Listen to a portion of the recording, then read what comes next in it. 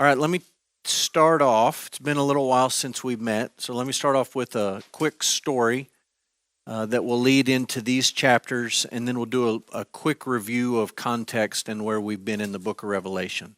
An Englishman named Malcolm Muggeridge, born 1903, died 1990.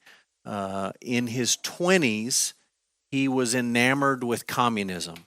Like a lot of young people at that time, he just thought, this sounds great. This sounds like it'll solve all the world's problems and fix everything.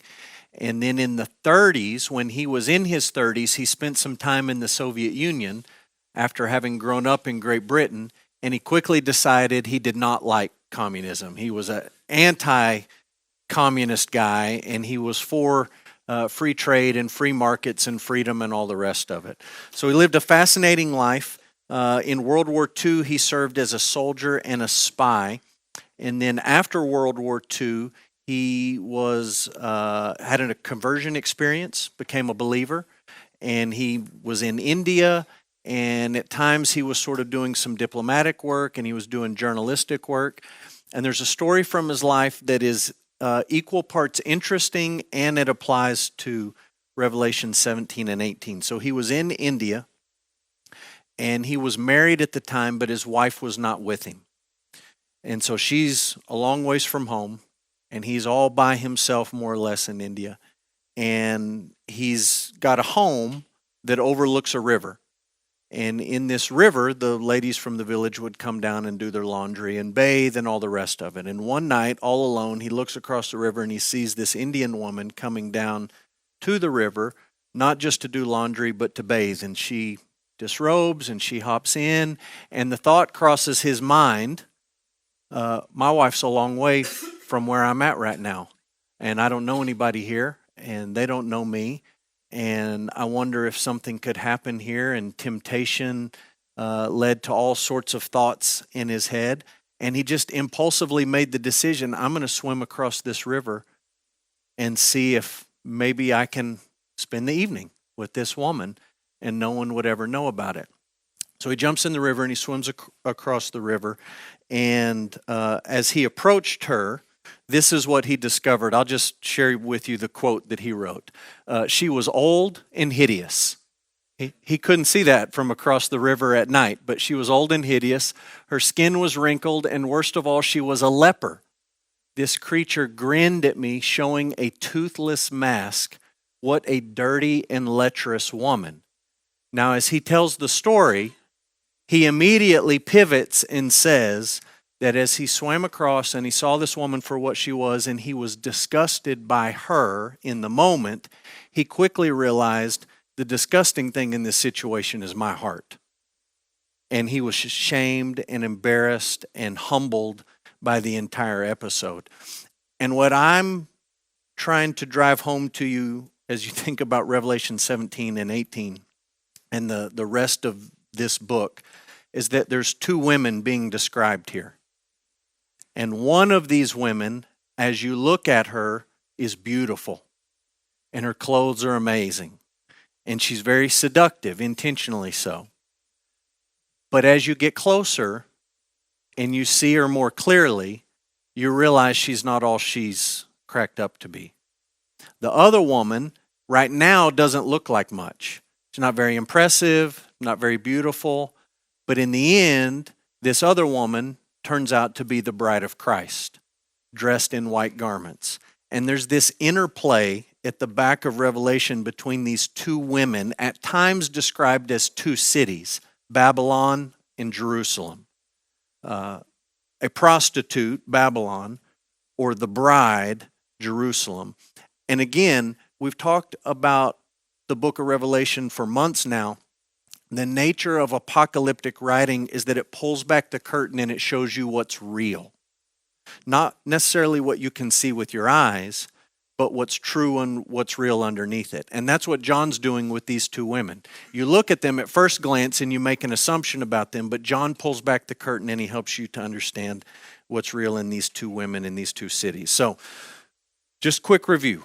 Revelation has 7 sevens, and we've come a long way in plowing through these 7 different sevens. The outline I put on your notes every week, we'll put it up on the screen again. There's a prologue at the beginning, and there's an epilogue at the end. And then in the middle, there's 7 sevens, and the one in italics is set apart because chapter 4 and 5 isn't really presented as a 7. It's just kind of the foundational vision for the whole book, helping you understand who it is that sits on the throne, the Lord God, who is holy, holy, holy, and the Lamb. And they share the throne together. And so that's 4 and 5. It's foundational to the book. Let me just very quickly, at the risk of oversimplifying Revelation, don't take this and be crazy with it, but I'm just going to color code this to show you some differences in parts of the book, okay? Up at the top, the green, the 7 letters. Those 7 letters ground the whole book of Revelation in space-time history. It's not written to Americans. It's not written to people in the 21st century. It was written to 7 churches that really existed with real people and real problems and all of those things. And if you want to make sense of anything in the book, you've got to understand it in its original historical context. You've got to make sense of what was going on in real time. And we're going to do some of that tonight. You've got to think about what was really going on in the lives of these churches. You have to do that in Revelation 17 and 18. So yellow, that's the centering vision for the whole book that frames how you think about God in Jesus. These 3 sevens that are blue, the seals, the trumpets, and the visions of conflict.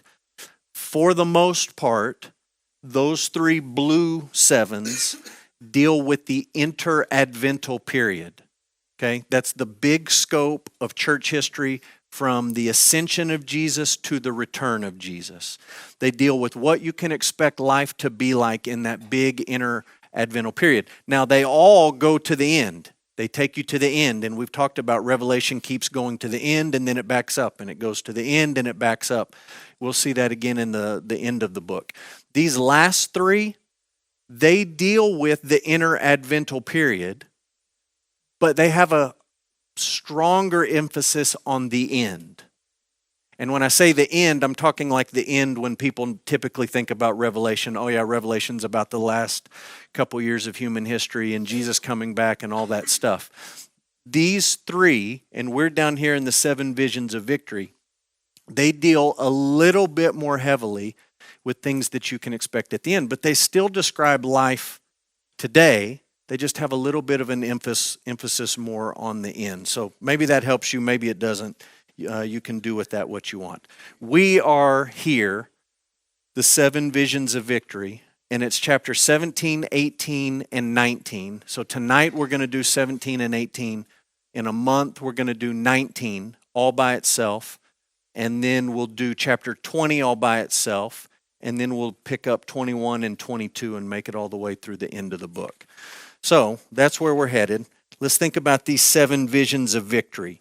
They are arranged. This 7 that we're starting tonight, it's arranged as a chiasm, and the wedding of the Lamb is at the middle.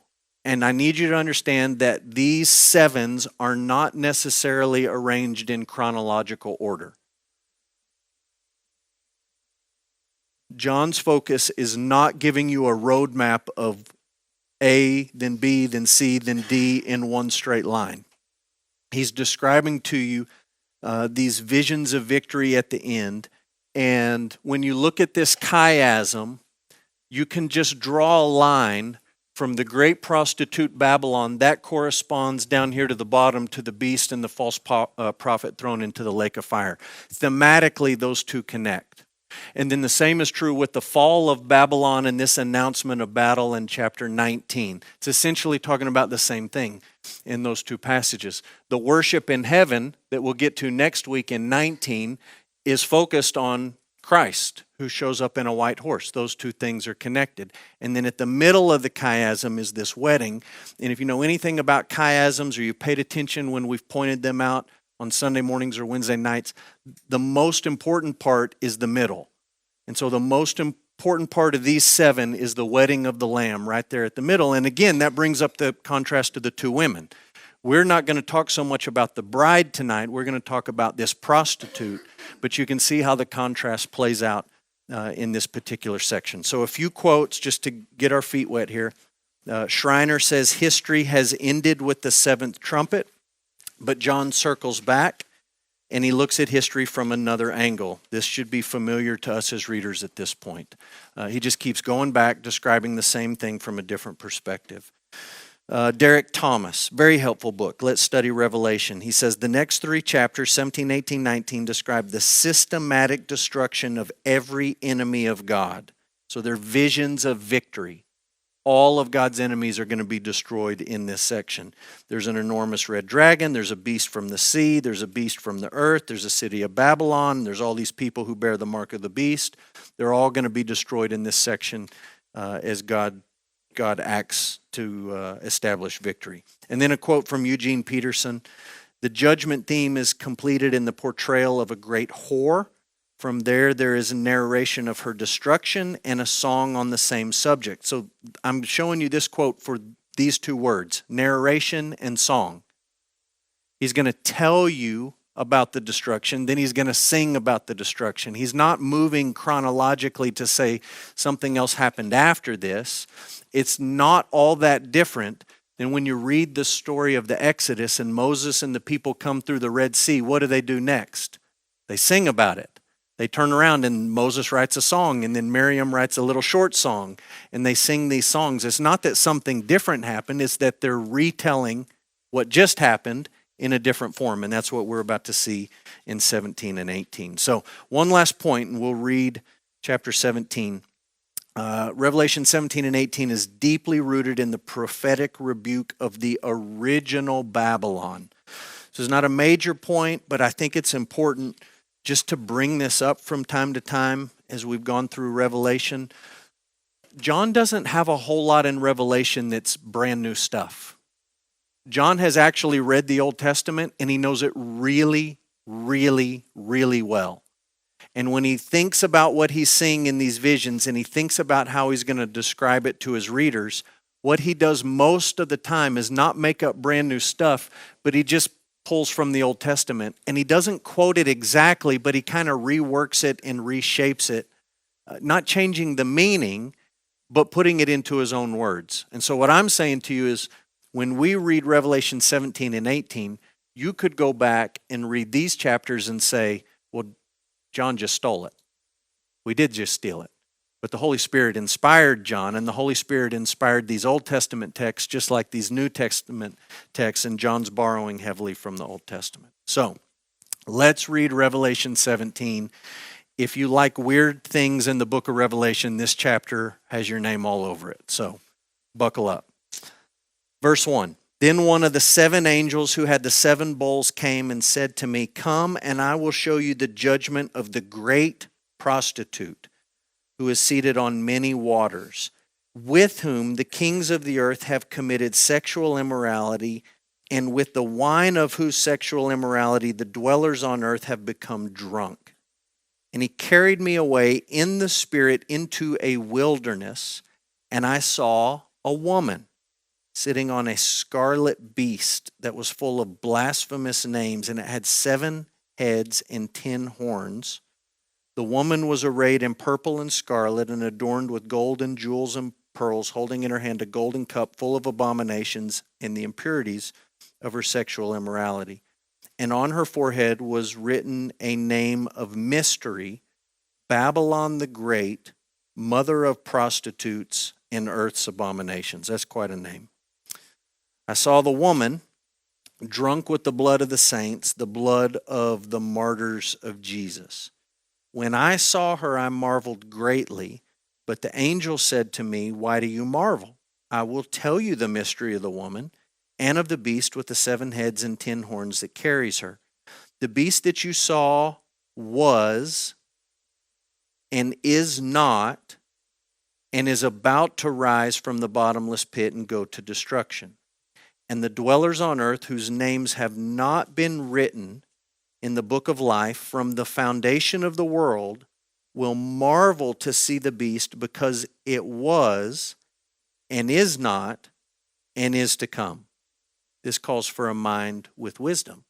The 7 heads are 7 mountains on which the woman is seated. There are also 7 kings, 5 of whom have fallen. One is, the other has not yet come, and when he does come, he must remain only a little while. As for the beast that was and is not, it is an 8th, but it belongs to the 7th, and it goes to destruction. Are you tracking with all this? And the 10 horns that you saw are 10 kings who've not yet received royal power, but they are to receive authority as kings for 1 hour, together with the beast. These are of one mind, and they hand over their power and authority to the beast. They will make war on the Lamb, and the Lamb will conquer them, for he is Lord of lords and King of kings. And those with him are called chosen and faithful. And the angel said to me, the waters that you saw where the prostitute is seated are peoples and multitudes and nations and languages. And the 10 horns that you saw, they and the beast will hate the prostitute. They will make her desolate and naked and devour her flesh and burn her up with fire. For God has put it into their hearts to carry out his purpose by being of one mind and handing over their royal power to the beast until the words of God are fulfilled. And the woman that you saw is the great city that has dominion over the kings of the earth. We're now almost to the end of the book of Revelation. We've had a summer break. And all during the summer, I've thought to myself, is there a better way to teach this book? There probably is a better way to teach the book than what we've been doing. In my brain, what I'm doing with you is walking through this passage just like I would try to make sense of it in my own head and understand all these images. And there's a balance because we're here starting at 7:30 and we got to get out of here at some point, that we can't give great detail to all of these images, but I don't want to skip all these images because you have questions and I have questions. And so we're just going to do what we've been doing and try to plow through this and make sense of this in chunks as we go. So we're going to start with Revelation 17, 1-6. I want to note that this is the 3rd time in the book of Revelation that we read that John has been taken away in the Spirit. And you can put as much or as little stock into that as you want to. But 2 other times in the book, he was taken away in the Spirit to experience some kind of vision. And it's chapter 1, verse 10, 4:2, and then here again in 17:3. So the Spirit is showing him this vision. One of the 7 angels who poured out one of the 7 bowls back in chapter 16 prepares John to see the judgment of the great prostitute. That's what we're reading about here, the judgment of this prostitute. We're trying to make sense of who this prostitute is and what is this judgment that's being described. So just look in the text here in the first 6 verses. Notice these images. We're going to try to sort through as many of them as we can. Seated on many waters, and it says later that was peoples and nations and tribes and tongues and all the rest. It says the kings of the earth have committed sexual immorality with this woman. Kings on earth, sexual immorality with this prostitute. It says, this is a great image, the dwellers on earth are drunk on her sexual immorality. So there's rulers and kings involved, there's dwellers on earth. You know by now that's a code word, a phrase in Revelation for non-Christians, those who dwell on the earth. That's not every human being on the earth. That's non-believers. Non-Christ followers are drunk on this prostitute's sexual immorality. She's riding a beast. It's not the first time we've seen a beast in the book of Revelation. Back in chapter 12, 13, 14. There were multiple beasts. There was a dragon and a beast from the sea and a beast from the land. This is not a totally new image. It's reworking all of that. She's beautifully dressed. She has a cup of abominations, and her name is Babylon, the mother of prostitutes and earth's abominations. So let's sort through some of these things. The beast. Let's talk about the beast with the blasphemous heads, or the blasphemous names, the 7 heads, the 10 horns. First introduced in Revelation 13 as a satanic attempt to use political power to destroy the people of God. So you remember back in chapter 13, there was 2 beasts. One was from the sea, one was from the land. One uses power and political pressure and threats and will kill you if you don't do this. The other one is described more as a false prophet who tricks people and seduces people. It's almost like a good cop, bad cop routine. One comes in very heavy and threatening and imposing, and the other says, oh, come on, we just want you to join us, follow along. And so we've seen this beast back in Revelation 13. I want you to remember something we said back in Revelation 13, and that's this beast is a composite. It's a composite of all Daniel's beasts that you read about in Daniel chapter 7. So you can go back and read Daniel 7. In Daniel 7, there's a series of 4 beasts. And they, as you read about them in Daniel, they look something like this. Let's put the picture up here. You got a lion with wings, and you got a bear with these ribs, and he's kind of a lopsided bear. And then you've got this leopard with wings and all these heads, and he's super quick. And then you got this terrible beast out of the sea. And as you read about this beast here in Revelation 13 and then in 17, John's mixing all of those images together. So it's a composite picture. And this is why you need to know this. John in this vision is not just describing one particular nation, but he's describing all kinds of nations. He's taken all these different beasts that represent different nations in Daniel, and he's mixing them together so that you understand this isn't just one particular nation, but this is a series of nations. All of these wicked nations that have come along are represented by this beast, and there will be a final manifestation of this beast at the end, but you can't just isolate it to one particular country or nation. So the woman riding the beast is identified as Babylon. And what I'm saying to you is that when John talks about Babylon, he is talking about Rome, and he's talking about all world powers who oppose God and seek to destroy God's people, both.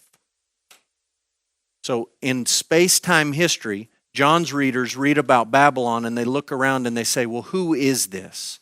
Who would it be? They would immediately have understood that he's talking about Rome. And we'll get into this. He didn't even have to say Rome for them to think Rome, because he gives them all sorts of clues that he's talking about Rome.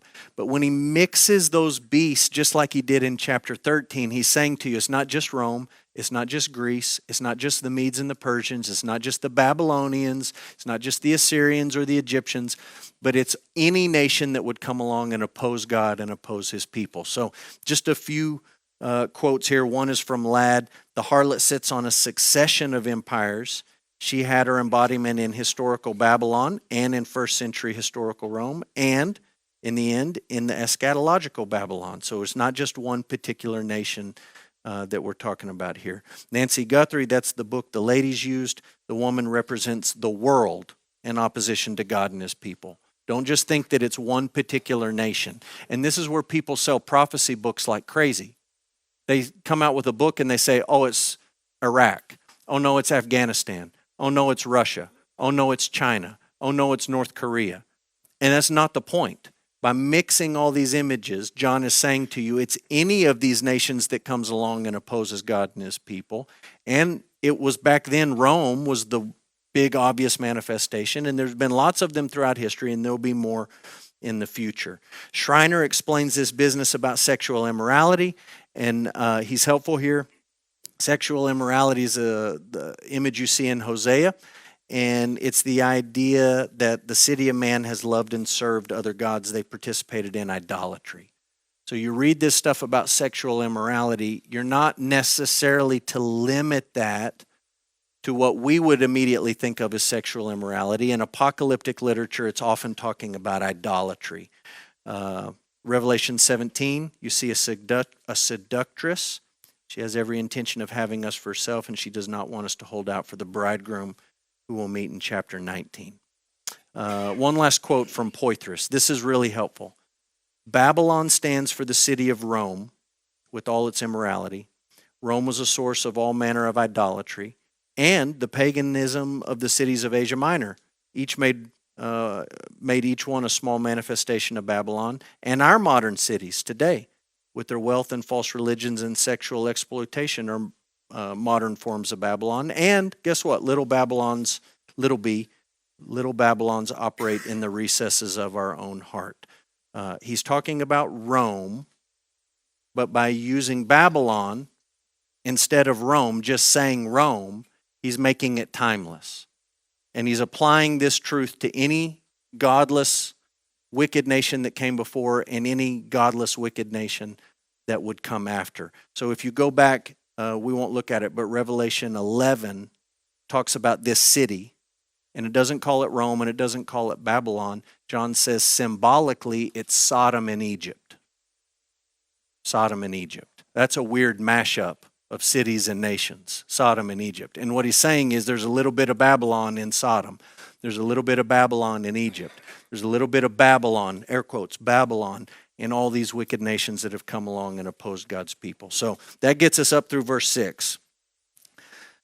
This is the tough part, 6 to 14.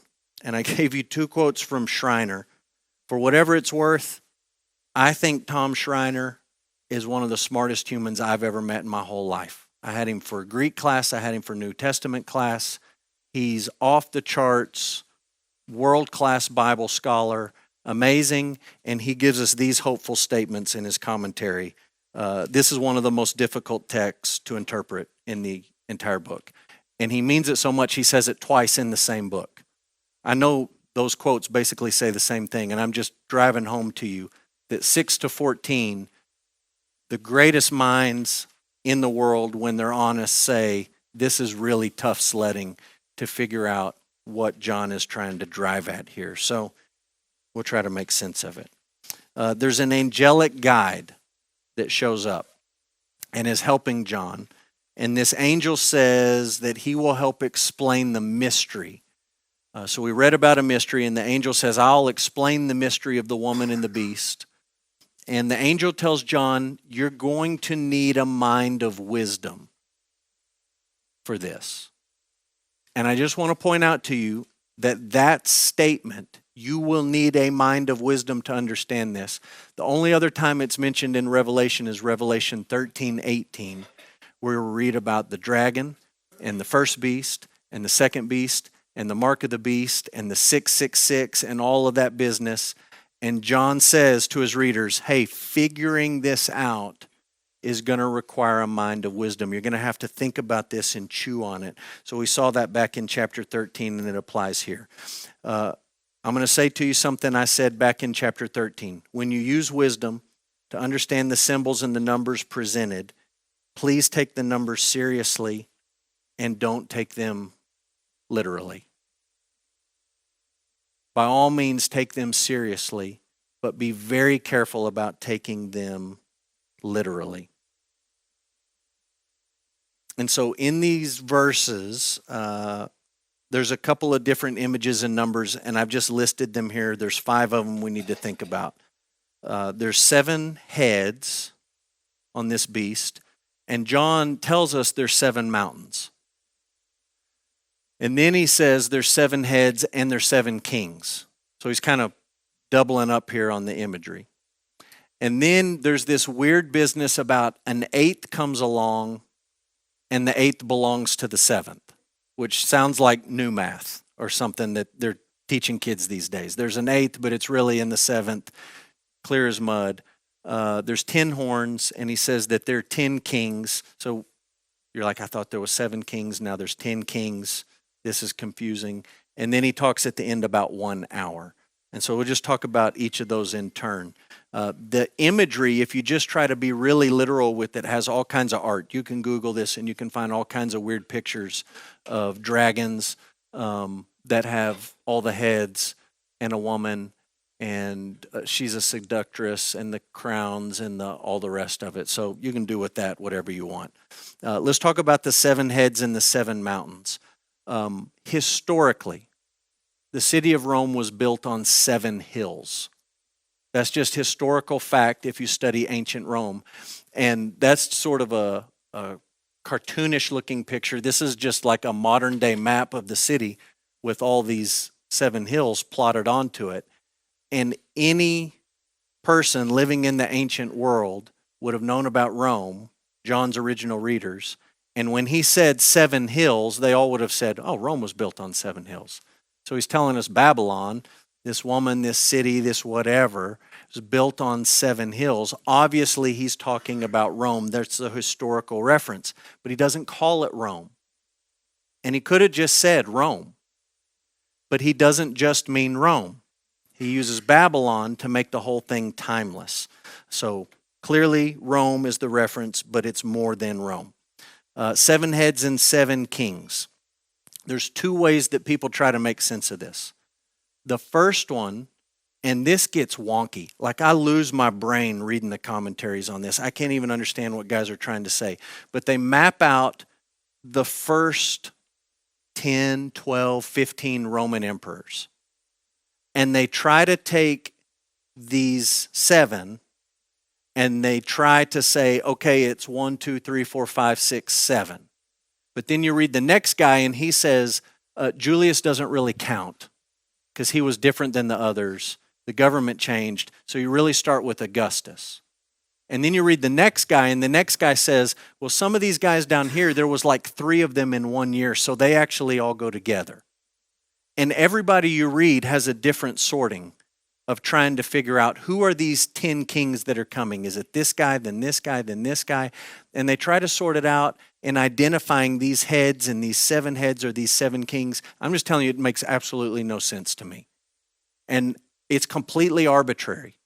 I'm telling you what all these guys are doing is they're starting with an agenda. They want to prove a timeline, and they say, well, it has to be this time, and so we're going to start here. Why are you cutting Julius Caesar off? Well, we'll have a reason. We're not going to include Caesar. Why do you lump these 3 guys together? Well, it fits my timeline better. And they just play with it, and it really doesn't make any sort of sense. Other people say it's not talking about Roman emperors, but it's talking about empires. And so they go back in history and they say, let's start with Egypt, and then we'll move on to the Babylonians, and then we'll move to the Medes and the Persians, and then we'll move to the Greeks, and then we'll move to the Romans. And they try to map it out on history. And we talked about all these approaches way, way, way back in broad approaches to how you make sense of the book. And none of them have any real basis or connection in what John is describing here. He's not trying to lay out for you a succession of emperors. He's not trying to lay out a succession of world empires. And I know there's math in here that people get curious about. There's 5, and then 1's to come, and then 1 more's to come, but he's not going to be here and all that stuff. And I'm just telling you that same kind of talk shows up in other apocalyptic writings. And the point is not for you to count off Roman emperors and start a timeline like on your phone. Hey, we have 25 years till whatever's going to hit. The point is to say it's close. These things are close. And that's the point that John's trying to make here. Then he goes into this business about the 8th and the 7th.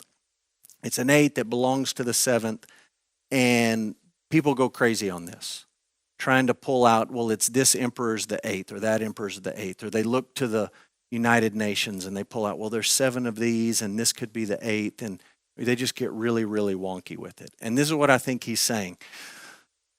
All of these kingdoms, all of these nations are going to come and go, and they're all going to be Babylon, just over and over and over again. Different manifestations of Babylon. And then at the end, there's going to be an 8th. Like there's going to be a final Babylon. There's going to be all these little A antichrists. And at the end, there's going to be a big A antichrist. But you need to understand this 8th isn't like the first one that's popped along. He's just another one of the 7s. He's part of this same group. This is nothing new. You've seen this movie before, a kingdom of power that opposes God and opposes his people. It's played out throughout history in these 7s, and then there will be an 8th, a final manifestation of that at the end. The 10 horns and the 10 kings. You can look back to Revelation 16. There's one of the descriptions of Armageddon in Revelation 16, and it basically lays out for you these 10 kings are going to come together. You're not supposed to figure out individually who they are. You take the number seriously, not literally. You say 10 is a full number in Revelation, so all the kings of the earth are going to set themselves against the Lord and against his anointed. That's Psalm 2. The kings of the earth set themselves against the Lord and against his anointed. And that's what he's describing here. The 1 hour business. If you want to be literal, people come up with all kinds of end time scenarios where these kings give power for an hour, they have it, they lose it. It's just saying to you it's going to be that quick in the grand scheme of things. It's like me saying to you somebody had 5 minutes of fame. Does it need to be an actual 5 minutes for that statement to be true? Absolutely not. They were a flash in the pan. And that's what John's saying as he talks about these kingdoms and all their manifestations. So let me sum all that up. I know it's a lot. It's confusing. We could dig into it more. Schreiner says this: the best solution is to interpret what John says symbolically and generally. He reflects on the empires that afflicted Israel throughout history. His point in referring to the sixth is that the end is near. Throughout history, totalitarian regimes have tilted against the people of God, and there's periods where it looks as if the power of these empires will not return, as if the beast is not. But the beast, which is totalitarian power, always rises again. It may seem dead, yet it rises from the ashes and inflicts misery on the saints. This will be the pattern throughout history until the end arrives. I think that's what John's driving at here. This is a little bit more clear when you look at 17:14. 17:14 answers a question that was posed back in chapter 13, the last time we talked about this beast. And the question in 13 was, who can fight against the beast? So powerful, so big, so strong, so deceptive. Who can possibly fight against the beast? And the answer in verse 14 is, the Lamb can fight against the beast. He's the King of Kings and the Lord of Lords, and all that victory is about to be brought to fruition in chapter 19. So one or two more thoughts on chapter 17. In verse 15, 16, 17, 18, the angel is assuring John that this final unholy evil alliance will destroy itself. So this is where the angel says, look, the waters are peoples and multitudes and nations as prostitutes ruling over all these kingdoms. The 10 horns, they and the beast, they're going to hate the prostitute. They'll make her desolate, naked, and devour her and burn her up. Schreiner describes this saying, evil ultimately implodes upon itself. It is inherently self-destructive. And I think that's what John's describing to us here. Last truth in chapter 17, the angel assures us that God is absolutely sovereign over the forces of evil that have sought and would seek to destroy the people of God. Well, we're going to talk about this in the conclusion. We're going to come back to this. This is an important truth, a clear truth, and I'm going to give you two examples of how God is sovereign over all that you just read about in chapter 17. We'll circle back to that at the end.